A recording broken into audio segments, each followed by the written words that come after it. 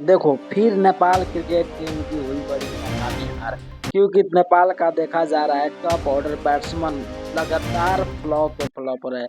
लग रहा है कि ये लोग बैटिंग करना जानते ही नहीं है। तो चलिए कैसे कि चयन भी टीम का चयन की भी हुआ बहुत बड़ा विवाद, क्योंकि नेपाल क्रिकेट टीम में फिर एक बार कुशल मल्ला और दीपेंद्र सिंह हैरी को बाहर बैठाया गया और टीम के चयन से भी ज्यादा खलबली मच गया, क्योंकि नेपाल क्रिकेट टीम का अभी देखा जा रहा है तो लगातार 3 में से 3 हार, वो भी नाकामी हार। मान लो कि जो टॉप ऑर्डर बैट्समैन है उनको बैटिंग करने का मालूम ही नहीं है यार, वो लोग बैटिंग करना जानते ही नहीं है। जैसे वो लोग पत्तों की तरह ढेर हो जा रहा है।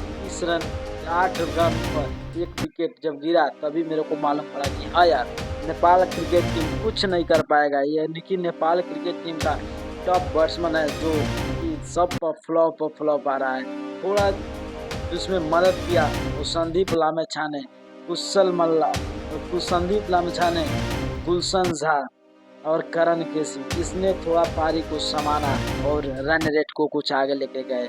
मगर ऐसा करने से नेपाल का जो 2027 का वर्ल्ड खेलने का सपना था जो चूर हो गया, क्योंकि अभी देखा जा रहा है तो नेपाल का 29 मैच बाकी है।